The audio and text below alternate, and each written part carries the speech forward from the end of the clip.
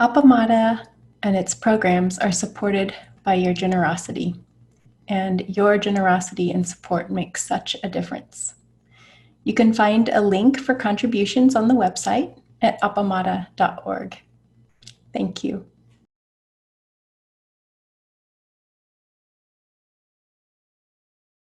Good morning. Good morning to all of you online. Welcome, welcome. It's a pleasure to have you here this morning. I would like to welcome Cam, the cameraman, without whom we'd be lost. First of all, I'd like to start out with announcements because there are a few things coming up that I think are of import to mention. One, we're going to be visited by PEG in October. So there have been a couple of announcements that came out, but in case you haven't seen them or really looked at them closely, we're going to have an intensive, correct me if I'm wrong, Kim, it's the 15th through the 17th? 6th through 8th with PEG. 6th through 8th with PEG. And so if you want to come in person, we're limiting that to 28 people due to COVID concerns. So you'll need to sign up, and I would suggest you do that as quickly as possible because I presume there'll be quite a few people who want to do that. 20 in on site. Yeah, on site. So I'm looking at you people on site. In case any of you are on site and want to come. The other one is Flint, right? On another date. And that's on the 11th. On the 11th, he'll be doing inquiry live from Appamada. So again, if you're interested in being here for that in person, there's a sign up. There's 28 people. It's limited to 28 people. So and there'll also be a Jukai ceremony On the 9th, I think. on the 9th. That's right. Yeah, on the 9th. Yeah, you're right. We get this together on the end. So that'll be really nice. It's the formal precept ceremony that Peg will be officiating at. So that should be very nice. So we'd love to have you for that. What else? I have a class going on, and the last class is going to be next week. Anything else? Anybody? Okay, so those are the announcements, and you can check the website to get further information. Okay. So I wanted to talk a little bit about the Robe Chant. I know Flint has talked quite a bit about it, and I probably talked about it before, but I wanted to talk about it again. And the reason why is every time I read that chant, something new sticks out to me. There's a lot, there's so much there. And so I just wanted to talk about that with you guys a little bit. And I also want to talk a little bit about what Mahat, let me get his name right, Maisumi Roshi, Faizan Maisumi Roshi has to say about appreciating our life. And I think there's a connection between the Robe Chant and appreciating our life. So, to start, I'd like to go over the Robe Chant a little bit. So you all know it and have a copy of it handy, I'm sure. Vast is the robe of liberation. Vast is the robe of liberation. Okay, so we're talking about vastness and liberation, and when we're talking about liberation, we're talking about liberation from suffering. That's kind of the focus here. So the robe of liberation is like the wearing of the teachings. It's a formless field of benefaction. So we're talking about goodness, so much goodness. Wearing the universal teaching. Wearing the universal teaching. What is the universal teaching exactly? Well, it's a lot of things actually, but I tend to put it with use the three marks of existence is pretty important. So 3 marks of existence, impermanence. And so wearing the universal teaching.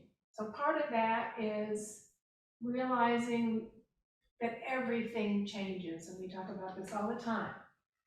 Everything changes, and we know this on a certain level, but are we living according to that idea, or it's an idea to that teaching?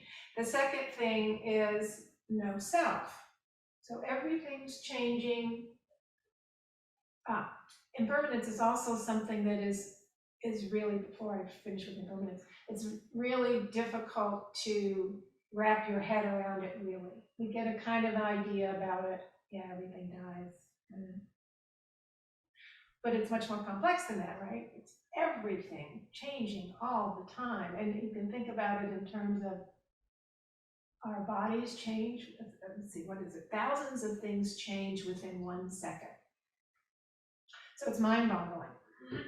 It's really an inconceivable thing to be thinking about. And the second thing, and again, I'm just saying no self, and that's kind of complex too. That's another inconceivable sort of thing, inconceivable idea, if you will. No self. And we get into the realm of no self when we start thinking about, for example, just the impact that any one person, for example, has on the rest of the world. From, walking across a garden, and maybe there are insects that we're killing, and maybe we're pounding the earth, or maybe we're having a positive impact with, our attitude and the way we care for things as we walk. Just in tiny, infinite things, little changes that are their impacts all the time. And that's a lot about no self. We are not alone in this world. We're all in this together, literally. We are all impacting each other and having good effects and bad effects, and the whole mess. So it's also an inconceivable concept, but we need to be aware of it. And then the third thing is, what is the third thing? Well, the third thing is suffering usually is part of it. So anyway, the next line, so we're realizing the universal teaching, so that there's impermanence and there's no self. Emptiness is kind of the same thing as no self. I'll go right along with that. So I realize the one true nature. I realize the one true nature, which is what we're talking about. I realize that there's impermanence and that everything is empty. Everything is a universe in and of itself, and it's all interreacting, acting and reacting in front of us and around us and within us. And then the next line, I realize the one true nature. Now, it seems really silly, I know, but realize in English has several meanings, right? Like I realize that. I realize that means I comprehend that. But all of a sudden, this morning, I fixated on that word realize, and no, that's not the meaning here. The meaning is I realize it, meaning I actualize it. So vast is the robe of liberation, a formless guild of benefaction. Wearing these universal teachings, I realize it, I put into practice, thus harmonizing all being, because we can't harmonize all being if we're not realizing these things, putting them on and acting from there. So that was kind of an aha moment. It's so very simple, but all of a sudden it just went, oh yeah. And this kind of came up because I've been talking a lot about in this class in the last intensive about true nature. What is true nature? And of course, true nature is one of those things that's inconceivable. We can't really wrap our minds around it. One of these concepts that we can't wrap our minds around. And so how do we deal with this beyond practice? So I've been thinking about that a lot. And I was thinking about, and there's a chant in here, in our little chant book.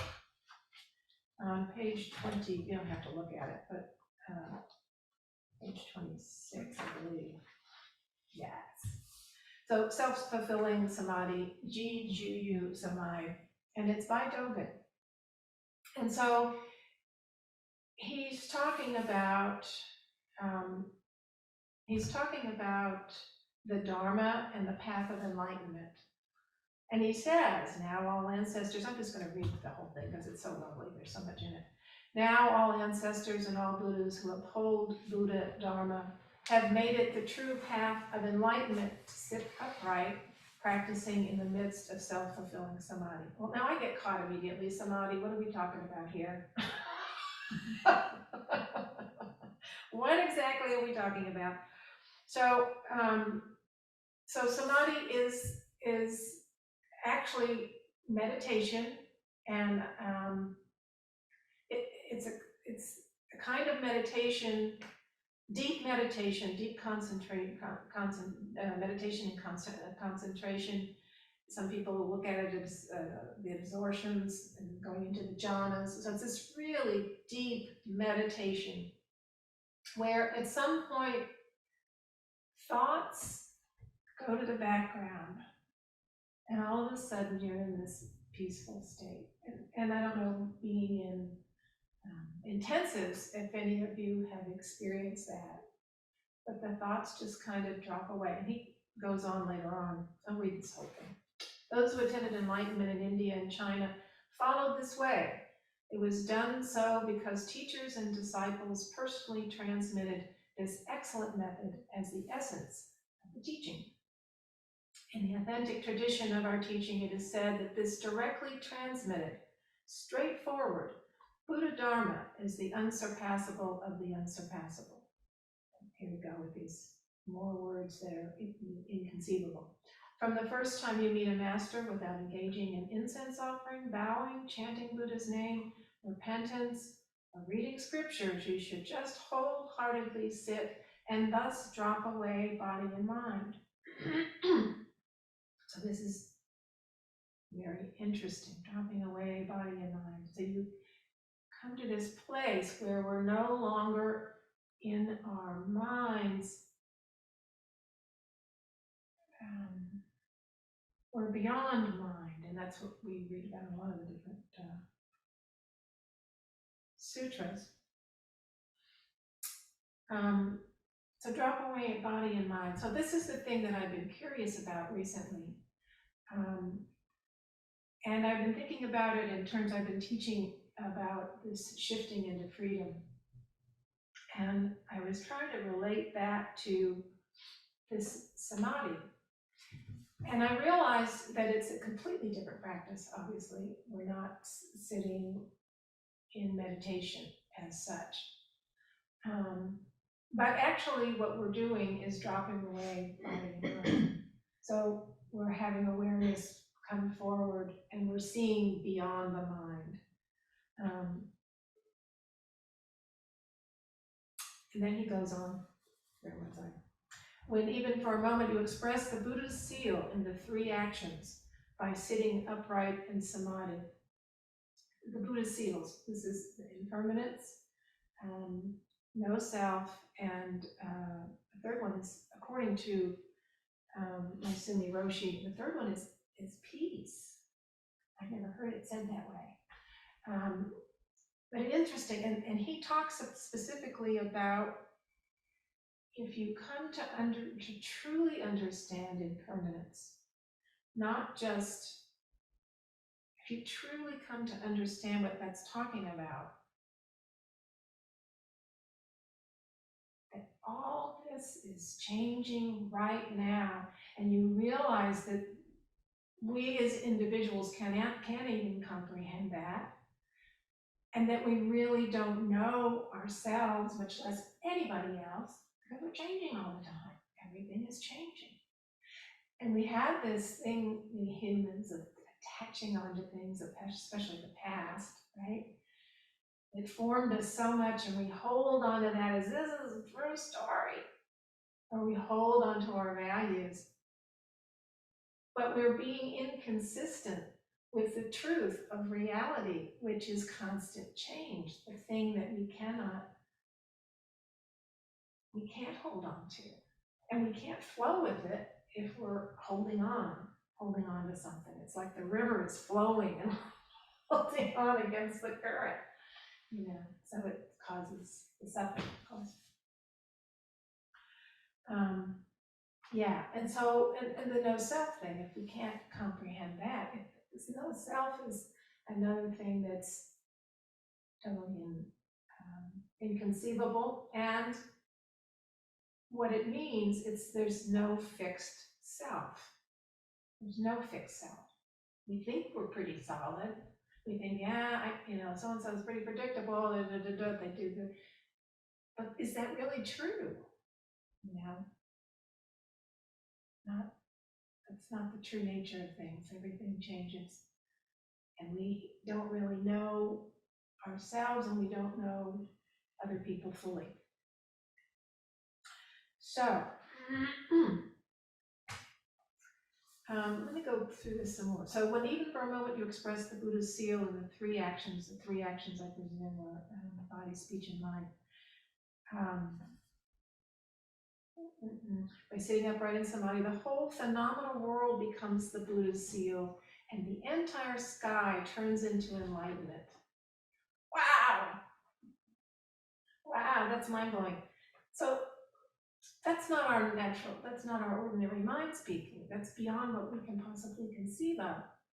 But through samadhi, presumably, and also our thoughts are kind of back in the back, and we're just in this peaceful state, then that can make some sense, as in when we shift as well. It's the same sort of state of realizing the possibilities, all possibilities. So, because of this, all Buddha Tathagatas, as the original source, increase their Dharma bliss and renew their magnificence in the awakening of the way. I just love that. So then, now we're calling in the question of time. Time goes on forever, in a moment, actually.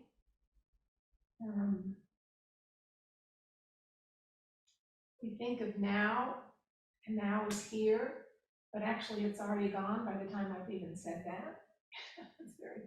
So time is such a slippery slope.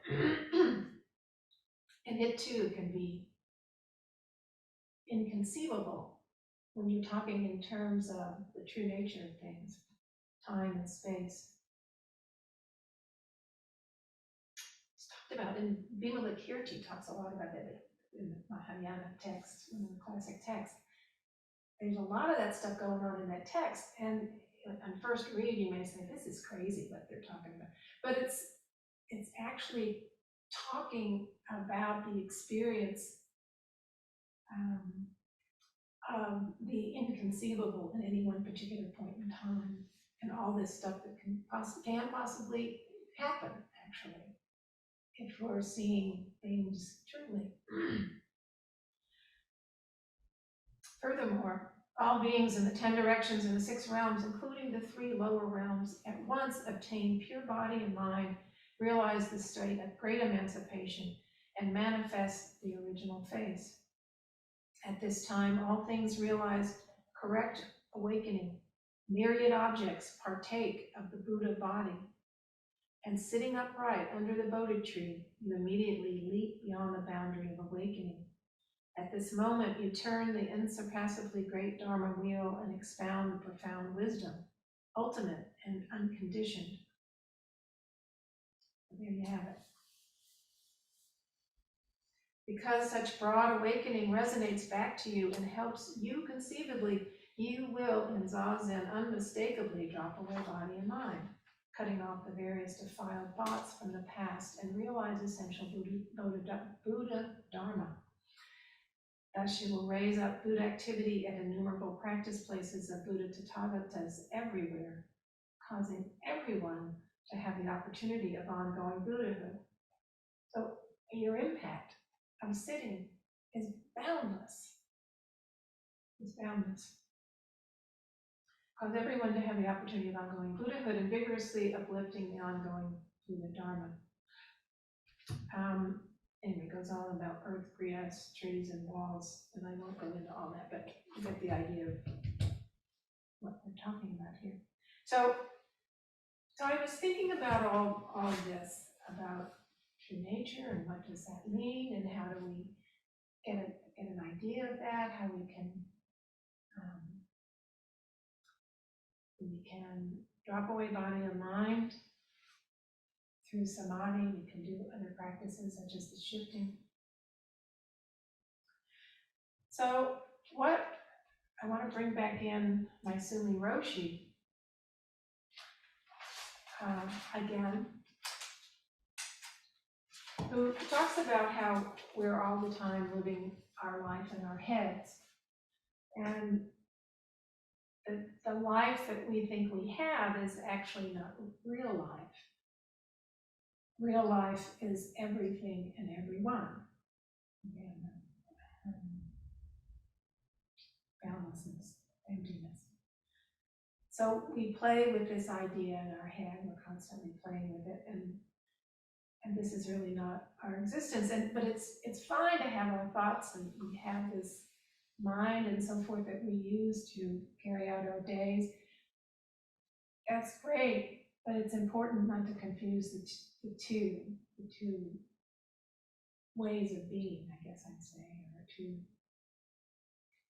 modalities maybe. So thoughts are fine, but don't mix them up with what actually is. So the Buddha said everything is constantly changing. The seal, the real life, therefore, is unknowable, as I said. And we are constantly changing, so each of us are unknowable. Okay. So, if we realize that we are not fixed and that everything is changing, then we can more readily work with things. Again, we can flow. So, do you understand impermanence? Do you understand the no fixed thing, which is no self? When you don't see this, this is when suffering will be nearby. Will come along. But when you see that nothing is fixed, that we are not fixed, and nothing else is fixed, you can have peace. Because you're not having to try to hold on to things, and you're not trying to build something up that is, being taken away by an ocean. You build a sandcastle, and in one way it just wipes it out. That's kind of how our life is. So these Dharma seals, the impermanence, the no self, and peace, are not something different, according to my Sumi, but rather one thing. It's your life, actually, from three perspectives. Sometimes suffering is included in this. The suffering that we may not be complete, that somehow our life is not whole. But when one truly understands impermanence, what that means, you understand there is no self. And when you understand these two, that's when the peace arises. So, and this sounds very abstract, and it is abstract. But in actuality, it's all of a sudden I saw the Four Noble Truths in it. They are the Four Noble Truths. Suffering, there's a way, there's an end out of it. What does it cause from our clinging and our attachments? So we need to turn toward what are we clinging to? What are we attaching to? Figure that out, and we come to where we drop it. And we drop it. And when we drop these things, that's when nirvana, that's the nirvana aspect, that's the peace. So all of these are together. So that's the end of my talk. Thank you. Any questions? That always scares me when I can say anything.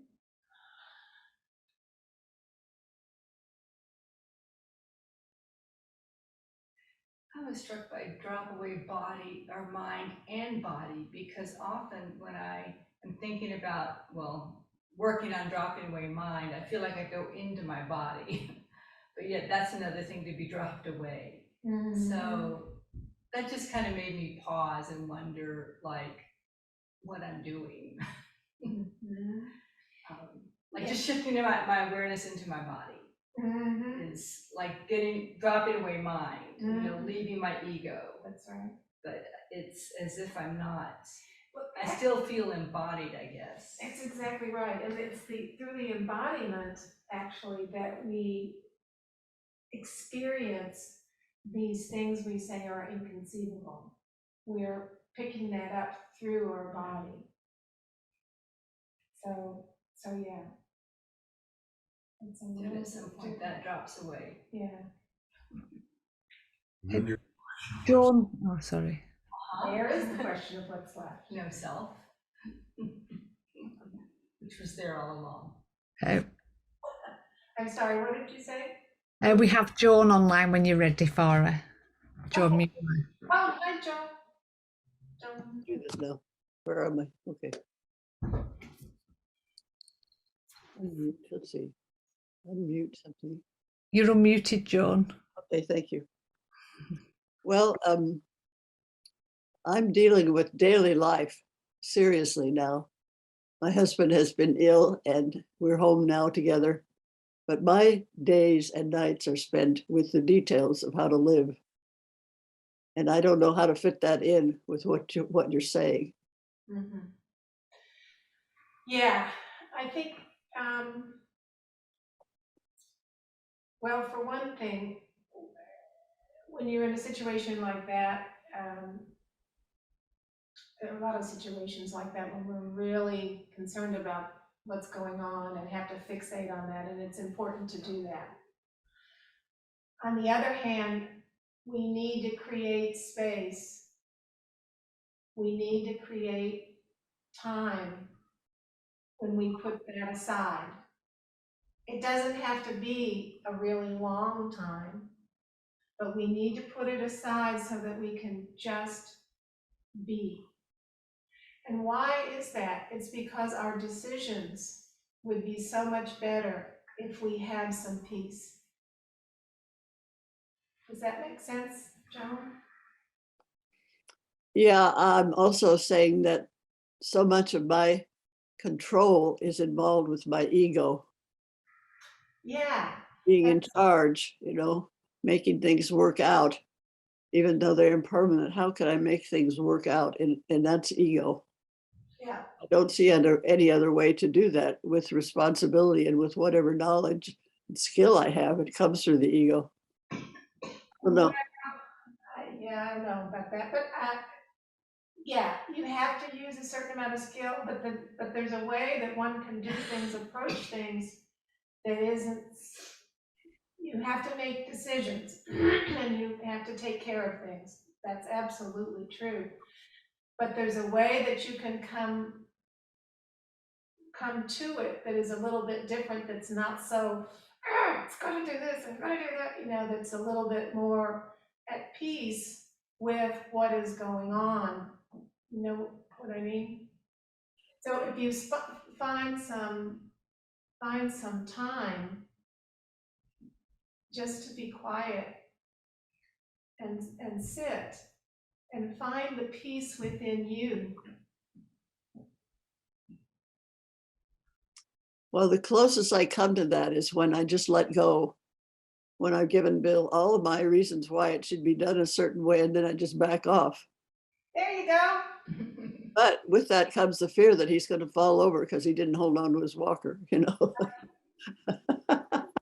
So, Well, that's not so great. no, No, it's and I'm not even talking about the specifics of letting go is great, but maybe not letting him let go of the walker. You know, you got to choose your battles, right? But I'm just saying for you, for you to be in the situation that you're in, it's extremely difficult, and it's probably nonstop. To take some time and just be with yourself and just sit. yeah.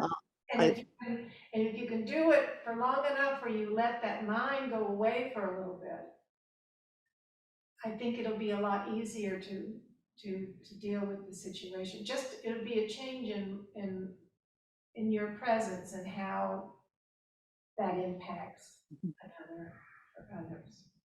thank you. I've experienced that a little bit. I know what you're talking about.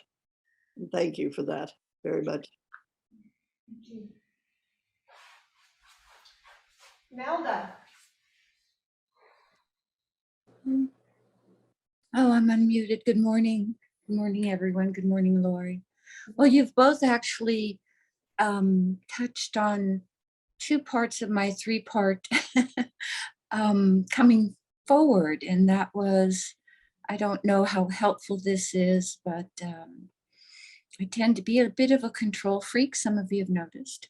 But the big difference in my life, and I hope in yours, and Joan said, is the letting go, not just letting go of the walker. It's not letting go of that. It's letting go of the result.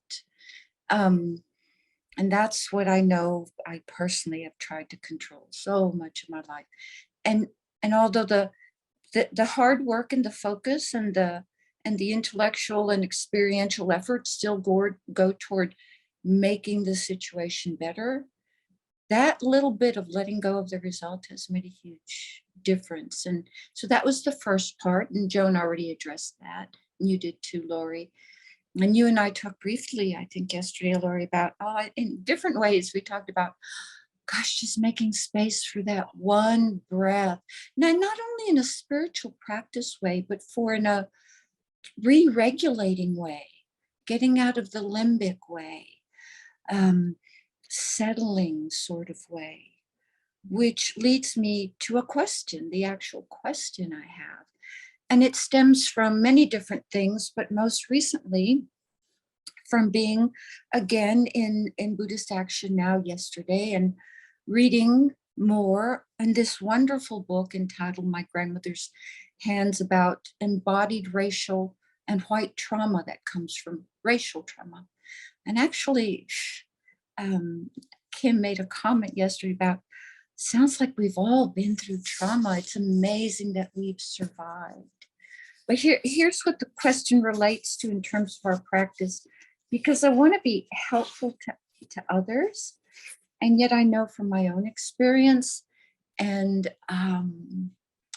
watching others who have gone through trauma, especially complex trauma, that what we talk about in our practice sounds like platitudes and just don't work, to put it simply.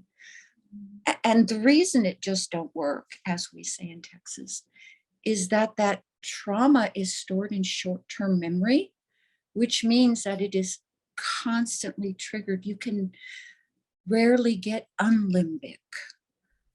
And so to talk with people about, oh, just take a breath is, it doesn't register, right? So what I'm seeking from you and everyone else is how can I help?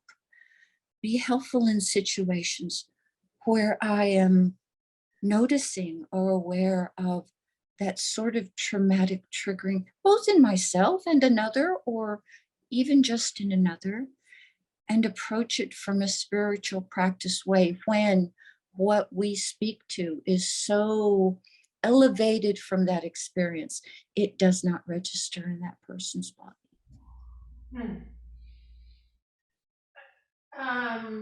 I hope that all made sense. I hope it wasn't two words. I think, yeah, I hear what you're saying, but with trauma, it's a whole different ballgame. There are degrees of trauma, but certainly trauma is a lot more complex. It can be, and you know, there's some things that you can do in related to Buddhist practices that will help, but sometimes it requires more than just practice. It requires, you know, intense, you know, either therapy or other things. You know, if it's really severe, it requires a lot of getting deep with that and working through that, and it takes a lot of time. So, yeah, you're right. Taking a deep breath in any one situation. If you're talking about trauma, that's obviously not going to work. You're 100% correct on that. But yeah, so I don't think that Buddhism necessarily has all the answers for deep trauma. I don't think so. I think there needs to be some other interventions, depending, you know. I think it can really help. I think the fact that if you have someone that you work with that you can turn toward these deep-seated issues and work in effective ways, and it may be a Buddhist practitioner, but may not be, because that's not necessarily in the training dealing with trauma. I guess what I'm asking for, Laurie, is I want to be helpful to others. And when I see what have each of you found in that moment when you see that person in that space to be the most helpful. I'm not asking for a total cure. I just am wondering, what can I give that person, even though it's small, in that moment to bring them more to peace? That's well, I think generally people who are triggered, you're not going to snap them out of it probably, but you can just be kind. Just basic kindness goes a long ways, and that can help people know, you know, because you sometimes in those sorts of situations, you have not only trauma, but then you have the shame about having been triggered. So you have kind of a dual thing going on there. So it just depends on what it is. I mean, if somebody's being violent or something, that's one thing, you gotta stop the violence, you know, if it's a dangerous situation. If it's just like overreacting to something that isn't appropriate for the situation, yeah, that happens. And sometimes you can pull them aside and talk to them, you know, but it depends if it involves you or not, or if, you know, it kind of depends on the situation. You know, but I think it's making space for people to have these sorts of issues, because a lot of people do have experienced trauma, whether racial or, you know, sexual, or, you know, how many ways can you find trauma? But I think that it requires a lot of kindness, you know, and talking to that person if they want to talk to you. That's the best I can do, Nelda. It's lovely. Thank you. Sandra.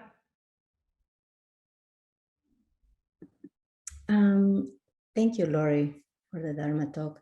I just wanted to add a little bit to what Nelda said, if may I say something? Because I work with trauma, and one of the things in my own experience is presence. Yeah. Like you say kindness, but it's the presence absolute presence in that moment. Yeah, I agree with you. And the other part is the Brahma Viharas is a very strong practice, because when you're present and you have a very practice with a deep concentration and just the compassion and the loving kindness is just spread out from you without doing anything. So, and that's when that really helps in that situation, because sometimes they don't want for you to say anything. Mm-hmm. You can just be present and you allow to the person to be touched, that you know that you're there. Mm-hmm. Yeah, I think that's very useful, Sandra. Thank you. You're welcome. Maria. Hi. Yeah, I think people have kind of said what I was going to say, but it's kind of that and I think as practitioners, as Zen practitioners, I think when someone's triggered or going through trauma, what we can offer is a presence of, like, similar to what Sandra was saying, is a presence of calmness, of not caught up in it all, a still place. And what I often do when I'm working with somebody that's triggered or in trauma is I just sit next to them, shoulder to shoulder, and we lean on each other and we begin to breathe together. And we begin to and the person starts to join in your slower breathing, and it begins to calm them down. And even if you just sat talking to a person, it's if you're doing that in a very calm, steady way, their limbic system begins to join in. It begins to resonate and calms down. And that's the biggest thing is in working with anything like trauma or trigger or is the simplest thing. Doing the bringing it right down to simplicity, presence, just being with, slow, make sure you're breathing steady and you're calm.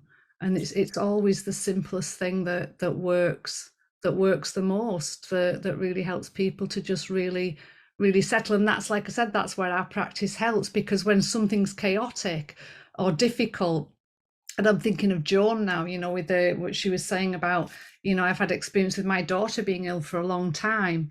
And at first I was very caught up in it all and anxious, and the same as Katie, frightened and scared and worried. And then I got worn out and noticed that I was becoming quite poorly, and then realized that my practice, what I need to do is calm down, is become centered, is to take time out, is to find a space, like you were saying, Laurie. It's so essential to find a rest amidst it all, when it's all, not wait till it's over and like everything's calmed down, is to really find that settled place. Sit in the garden, look up at the sky, or walk through some trees, or really tune into the birds, to really just bring us back, and like you talk about shifting, Laurie, to really just shift into that bigger space so that we can rest, because and that's the most we can do. And I think for me with Katie, it was like you were saying, Joan, I wanted to fix it. I was the one that had to sort this out and fix this, and I need to find the answers. And it was realizing that I don't have the answers, and accepting that I can't fix it. And all I can do is be next to and with, as a presence, as a calm presence with it all, amongst it all, but also getting support for myself, seeking out friends and support, and making sure I was talking to somebody as well. I'll just mute if I'm getting that feedback. But yeah, it's so important to make sure we are nourishing ourselves when we're caught up in a situation where there's illness that we're helpless in and that we can't fix. So accepting that we can't fix it, taking space to take care of ourselves, and then coming back into the situation and just being that calm presence amongst it all. And also accepting that sometimes we're not going to be very calm, and that's okay too.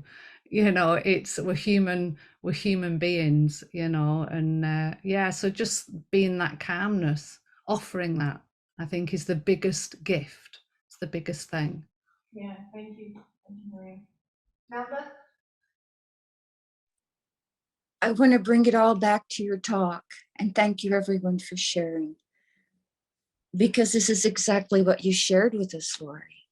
If we find that space with another, if we see that the world is interconnected and constantly changing, if we see that we're given these gifts and talents and this practice to do what we can, to heal what we can in this world, because it is all interconnected and vast, and that the robe of liberation is vast, then absolutely we'll reach peace. I have no doubt. So thank you. Thank you, Nella.